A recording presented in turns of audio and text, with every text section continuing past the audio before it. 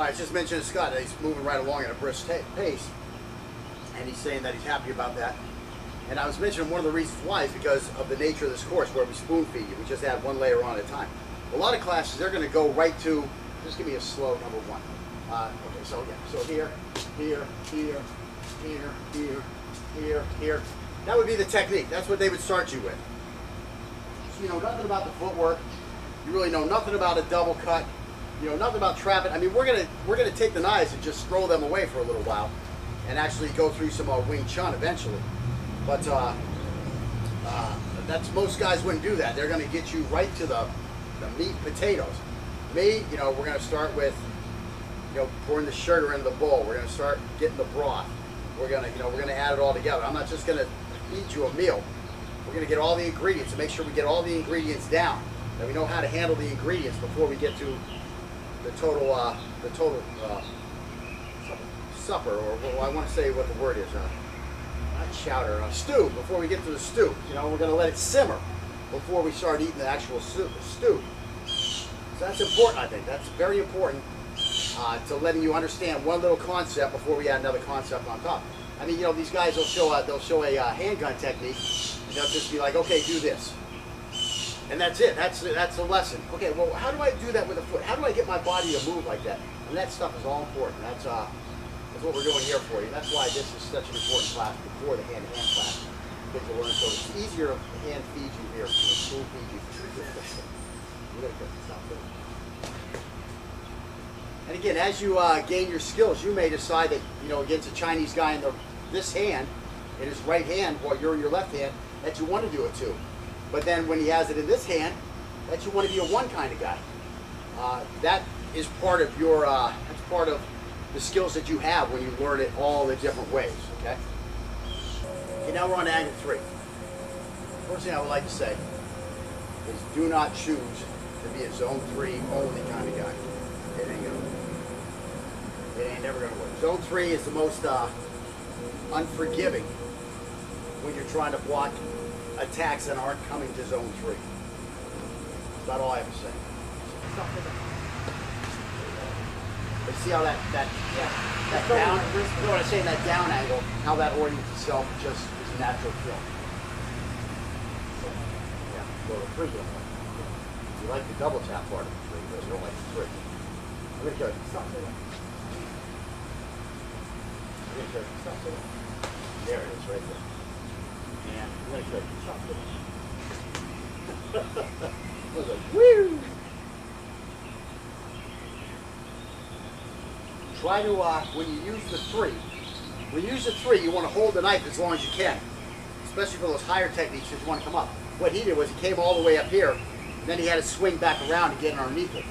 So when you're in a 3 mode, like I was saying, in general, you want to come underneath the attacks. So just throw a 2 at me. So I'm going to be here. That's where I'm going to be. I don't want to come up and then try to chase it back around. I was trying to go around the knife. Oh, right, right. Brought my arms up. Right, yeah. So if you just came here, you would have made that cut a lot easier. Want to try it again? Yeah. I'm going to take stop there. There it is right there. And again, I mean, you're out of the way, I'm out of the way, nothing happened. But at least your knife was in a more deployable state for a 3. When we were doing for a 3. When we were doing the 2s, I felt like my arm was way out here too much, too long. Yeah, you want to be moving here. I mean, you can bring it up to here when you're going to do a 1 or a 2. You can as you start your movement, you can bring your post up a little bit because you know you're going to be right here to block this. But in general, you don't want to. Yeah, he's saying he feels like he gets his arm out too far. You don't want the arm going out until you're actually performing an angle. It's okay to cheat a little bit and come up here. I mean, you know he's coming with the knife high, so you're going to come over here a little bit, get into a defensive stance. I mean, you're still ready to easily defend this, but you're more ready to easily defend up here. So there's nothing wrong with that, but the thing is keep your elbows and your hands in close until you have to make that angle of attack, which he does pretty good at that anyways. And I really think the reason he does good at that is because of the way that we teach our shooting system here at Brooks Kwando School of Killing. What we do is when we bring it up, we do bring the pistol up here so we can get this first shot off. Now that is the way we always do it. Even if you had to make a 60-yard shot, I still advise that you bring it here so that if he's 60 yards away and you have a safe area behind him, there's no reason to start taking those first shots to distract his attention. Now we bring things here, so things are here, right here. And this is what he's used to, his hands, you know, working from this position. So now you can be taking your second and third shot here, fourth and fifth, and now you can start worrying about getting that sight if he's 60 yards away. Now if he's not 60 yards away, guess what? Exact same thing. Now we're just going to be here like this, and here's this shot right here. Bang, now as we're stepping on here, we're going to come right here. Now we get those headshots on the flank. Same thing over and over again. You see I'm moving to my zone 1 side as I draw and shoot. Again, so when I shoot, I'm practicing my knife fighting. When I'm practicing my knife fighting, I'm practicing my shooting. It's all the same. Hands are the same. That's why he's pretty good at keeping his hands moving. And again, I digress. Okay, so where the hell am I? And I'm going to get stuff with it. Yeah, but that's okay. I mean, you're hauling, like you say, you're hauling out. It's not a terrible technique because you're not going to do this technique. You know what I'm saying? But again, you get in a freaked out some kind of situation where it's all like this and that's the only way you can move. Well, guess what? He's practiced that. He's going to be able to employ that with some experience behind him. Where somebody else, you know, they fall against something, their knife is like this, and here this guy comes with a fork. You know, what are they going to do? They're not going to know what to do. This guy's going to bring this thing right here and be able to chop this guy. Okay, like somebody's on your arm here, you're in a fight, you know, that's the only thing you've got. I mean, any of these things could happen. You know, on your 1 in a million day, it's not going to happen the way you wanted it to. It's going to happen the way it wants to. And that might be, there's a guy next to you and you have nowhere to go but to bring this knife up to block this thing. Well, you've done that, you know, a couple times, 3 times in a row right here. Okay, so here, I'm going to kill it. Stop it. I'm going to kill it. Stop it. Yeah, I'm going to kill it. Stop it. That was the one? Yeah, that was the one. That's all right. I mean, it was just too high to get the angle right. That's all it was. Yeah, I'm going to kill something.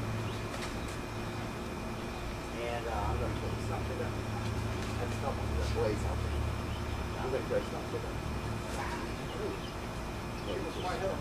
What's that there? Yeah, and that's what all these reps do too. Is, you know, a lot of people cut themselves during knife fights. I don't know if you realize this. I've seen several guys who have been in knife fights and they were the only guy who had a knife and they're cut because they cut themselves. Just that's what this does, keeping this hand out of the way, learning when we get to bringing our other hand in the fight, learning that when this one goes in and when this one goes in, that they can't be there at the same time or you're going to get cut. And we'll get to all that. All you do is try to beat me to that upward boost. Yeah, okay, good. Stop there. Okay. Redo those because you didn't finish the cut. Remember, even if it's not there, perform the angle, okay? What we're trying to do is to force you to perform 2 angles, okay? So even if it's not there, you saw me, you know, I'll miss the first one and the second one, but I perform both angles. Because he might be there one time, and I want to be able to do that. Also, I'm not even going to jump ahead. So, grab him with that 11. I'm going to get it. When that comes back down, make it a 1. One more time with the 11. I'm going to go. Stop for that. Yeah, see how good it works? If you do it, I'm going to go. Stop for that. There it is. See, just throw that other one. That could have been my karate if you wanted. I mean, no, because you were up here. You could have just spun that. No. So you just come up this way, right? Oh. Spin it this way. Boom, there it is right there. This fight's over. You know? When you and believe me, take a big 2 at me. Good. Bam! Jesus. That's where that second one can be. Okay? I mean, there's no reason why, you know, this one has to be where I'm going to finish. I don't have to come back up there. I can just come here and whoosh it through here because I'm moving out of the way and my body is going to drive this knife by the way I'm moving. Because I came here like this, and then I just came here like this. So I'm using all pivot on my hips. That's a pivot. Where you pivot on your hips, that's a pivot. So I'm using a pivot on my hips to drive that blade. I'm not using my arm. I mean, my knife was here, and I'm just going to leave it there and come like this. So I have a lot of power behind it. I don't have to retract it, and now it makes it quicker. That's Miyamoto talks about that, you know, the continuous cut. You know, that's a continuous cut. Okay? And where the hell are we? That's you have this in your hand. I have this in my hand. You are now in your right hand. And I'm trying to do 3s against the right hand. Okay. And your right. Give me your right. Oh, let's change that. Do a no. I'll be cheap. I'll make it easier on myself.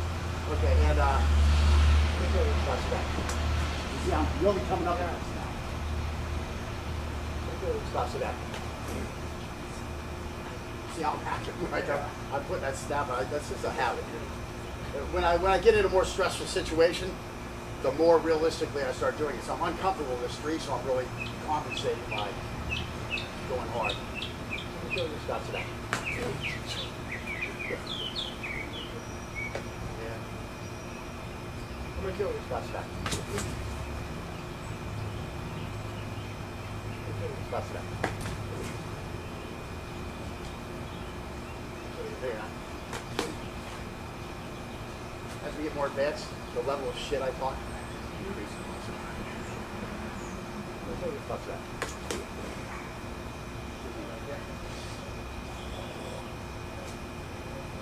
And we are going to have a whole lesson on that step. There's a whole concept like this. Yeah, well, we'll get there when we get there. I don't want to jump ahead too much. There's a whole lesson on that. There's a whole lesson. So I mean, there's a whole concept within a lesson, let's say, on how to properly stab a kidney with these hooking, what they call like a hooking 3. Angle 3. And stops it out. Stops it out. And again, that's the way you want to be. I mean, once I screw up and I don't know when he's exactly going to attack. I mean, all of a sudden you see my feet, I'm like freaking, where do I go, where do I go, where do I go? That's what you want to be like. Because the guy who doesn't know what you're doing, who's never been, the guy who's coming to rob you, okay, is probably not a guy who spent a lot of time in the military, spent a lot of time in karate schools, martial schools, combative schools, studying a lot of different martial art, knife fighting technique. So now when he all of a sudden sees you like this guy might freak out and just run away. It's his first time looking at a guy who either looks like he's scared to death and you've got him pinned in a corner and he's going to come out fighting like a tiger, or he's going to realize that you have some kind of mad skills that he is not ready to put his life on the line to test today. So, you know, if you do that, where you make a move early, stay in that stance and now just get ready for it, because now you're really ready for it. This is much more mimicking a real knife fight than what we're doing here with I'm going to kill you, stop, stay back. It's just not the way it's going to be. You're going to have your knife. You saw some jerk off on your car. You popped your knife out. You got deployed. You're over here. All of a sudden, your car just happens to be in a corner of the parking lot, and you're here getting this, and all of a sudden this guy's got you cornered. Well, guess what? You better be ready to go with this guy, and you better be able to talk shit while you're there. Not necessarily talk shit, but talk. And again, talking means you're breathing. And if you're breathing, that means you have a chance to continue this fight. Once you start holding your breath in, like this, you're going to run out of air. You're not going to be able to fight. So again, that's where the talking shit comes in, is that it keeps you breathing, it keeps you talking. Now, do I have to talk shit like that? Like I do? No, I could say something else like, hey man, you really don't want to do this, you really don't want to do this. There's a camera right up there watching, everybody sees it coming, there's somebody else just got out of the elevator. There's all kinds of things you can say to this guy, but because you practice talking shit, or at least talking while he's here, you're in a comfort zone, okay? Your OODA loop isn't getting all out of control. Like, oh, we're talking now, we're talking. Turn off the fighting program, set the fighting program to the side, you know, hold, pause that one, we're talking now. And then this guy attacks you, it's like, well, turn off the talking program, it's time to fight. You know, you don't have those kind of time. But if you practice that while you're doing this stuff, and again, this is just the beginning level where you might want to talk a little crap, but eventually you want to talk a lot of crap while you're doing this, because you want to be able to walk and chew bubblegum. Because in the real world, that's what you're going to have to do. You have to tell this guy, stop, stay back, man. What are you doing? What are you doing? You know, you don't know what you're doing. I got a knife. I know what I'm doing. You want to fight me with a knife? What are you, fucking kidding? You know, you got to say this stuff to this guy to either make him come with an attack that is ill-advised, or to have him do something advised, which is get the fuck out of your face, because he's about to get whacked. All this stuff comes into play. So, again, I jump ahead. What angle are we on? I'm doing it 3, and you're doing the right hand. I haven't done the right. Oh, so okay. Right. I'm gonna kill you. Stops back. And again, I shouldn't be asking. I should just sit down and say to you, remember what angle we're on, and let him go. Do you remember what angle we're on? So, I'm gonna kill you. no, just say yes, and then Yes. go with it. Okay, and stops it back. I'm gonna kill you. Stops it back. I'm gonna kill you. Stops it back. I'm gonna kill you. Stops it back. I'm gonna kill you. Stops it back. I'm gonna kill you. That's that. That's coning. I just want to do a cone. Every now and then I just got to do a cone. You too. That's two cones, yeah. But I mean, there I'm just showing the cone that I'm coming out catching you before you attack. And that's where we're going to get this guy later on, where he don't even know what's happening. He thinks he's attacking, and then he quickly finds out, oops, I wasn't attacking. So give me another 12. That's that. I'm going to kill you. Stop doing that. And where he's at right now is exactly where I want him to be, and it's kind of where I am, because you just force yourself to do reps over and over and over and over. You get to this state where you stop blocking out the conscious mind. And that's what the overload is really for. That's why you just go through drills. We're trying to overload you so that you don't use the conscious mind. I want these things taking the express lane. Unconscious to the hands. Unconscious to the hand. That's what they call the void. I learned this from Miyamoto Musashi in Go Rin no Sho. Is that it? Book of Five Rings. Fighting from the void. That's where you want to be, where there's nothing in the way. Okay, you're so mumbled up and confused that now you have to act. And what winds up happening is it totally circumvents that mumbled, jumbled, conscious mind, and it goes directly from the subconscious to the hand. That's what we're really trying to do. You don't realize it, but that's what I'm really trying to do by just doing these over and over and over and over. Okay, I was really tired halfway through, and now it's like autopilot. Right, and that's where we want. We want to get you that autopilot. Okay, the hard part is remembering what freaking angle you're on and what hand you fought last, and that's where it gets confusing. And right now, I'm highly confused. I'm going to go with angle 4. I'm going to kill you. Stop doing that. I'm going to kill you. Stop doing that. I'm going to kill you. Stop doing that. I'm going to kill you. Stop doing that. Nice. Hard. I'm going to kill you. Stop doing that. And I'm going to kill you. Stop doing that. I'm going to kill you. Stop doing that. Whoa! Two-handed on me. Did you see how your hand got in there first? You never want your hand to enter the zone first.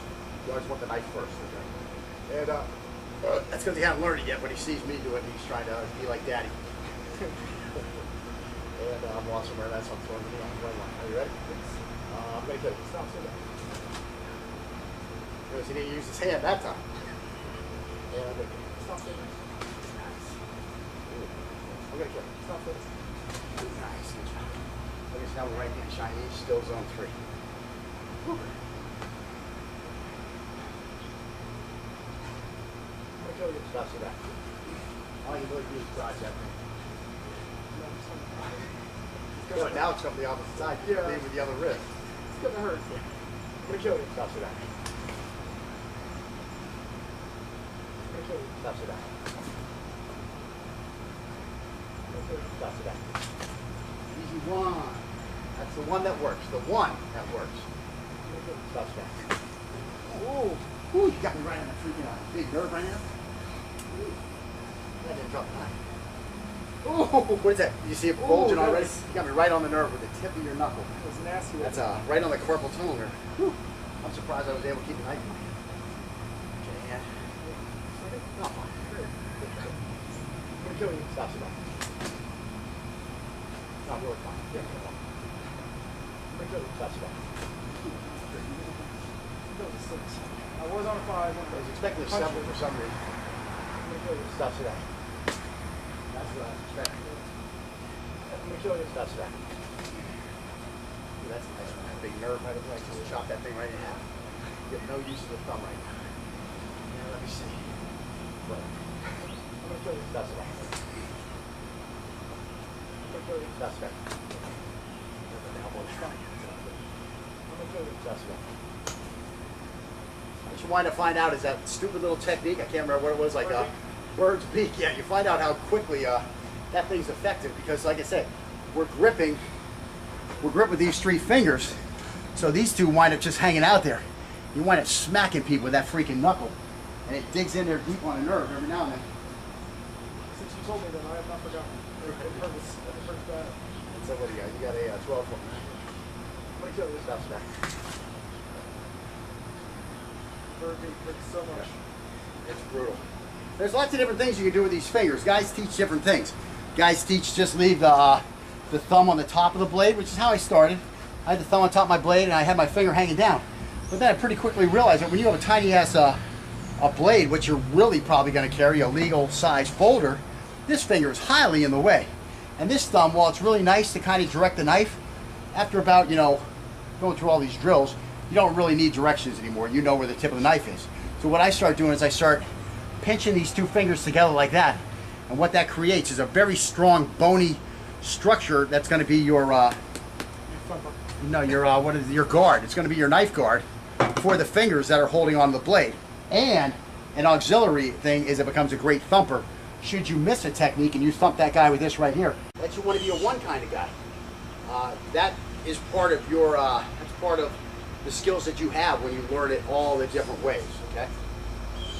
Okay, now we're on angle 3. First thing I would like to say is do not choose to be a zone 3 only kind of guy. It ain't gonna work. It ain't never gonna work. Zone 3 is the most unforgiving when you're trying to block attacks that aren't coming to zone 3. Nothing about trapping. I mean, we're gonna take the knives and just throw them away for a little while, and actually go through some Wing Chun eventually. But that's, most guys wouldn't do that. They're gonna get you right to the meat potatoes. Me, we're gonna start with, pouring the sugar into the bowl. We're gonna start getting the broth. We're gonna add it all together. I'm not just gonna feed you a meal. We're gonna get all the ingredients and make sure we get all the ingredients down.